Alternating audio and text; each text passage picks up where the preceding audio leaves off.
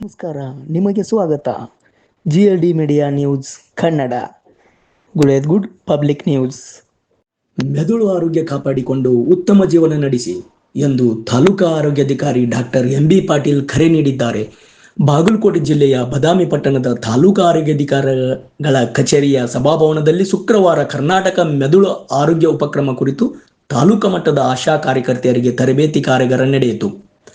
ಕಾರ್ಯಕ್ರಮದ ಅಧ್ಯಕ್ಷತೆ ವಹಿಸಿದ ತಾಲೂಕಾ ಆರೋಗ್ಯಾಧಿಕಾರಿ ಡಾಕ್ಟರ್ MB ಪಾಟೀಲ್ ಅವರು ಮೆದುಳು ಆರೋಗ್ಯದ ಮಹತ್ವದ ಕುರಿತು ಮಾತನಾಡಿದರು. ಜಿಲ್ಲಾ ಮೆದುಳು ಆರೋಗ್ಯ ಉಪಕ್ರಮದ ಸಂಯೋಜಕರಾದ ಬಸವರಾಜ್ ಹೂಗಾರ್ ಅವರು ತರಬೇತಿ ನೀಡುತ್ತಾ ಪಾರ್ಶ್ವವಾಯು, ತಲೆನೋವು, ಅಪಸ್ಮಾರ ಹಾಗೂ ಮರವಿನ ಕಾಯಿಲೆಗಳ ಲಕ್ಷಣಗಳ ಮತ್ತು ತಡೆಗಟ್ಟುವ ಕ್ರಮಗಳ ಬಗ್ಗೆ ವಿವರಿಸಿದರು.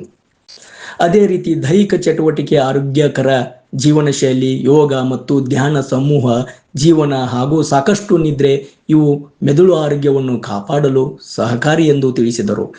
ತಾಲೂಕಾ ಆಸ್ಪತ್ರೆಯ ದಂತ ತಜ್ಞರಾದ ಡಾಕ್ಟರ್ ಜಯಂತ್ ಅವರು ರಾಷ್ಟ್ರೀಯ ಬಾಯಿ ಆರೋಗ್ಯ ಕುರಿತು ಉಪನ್ಯಾಸ ನೀಡಿದರು.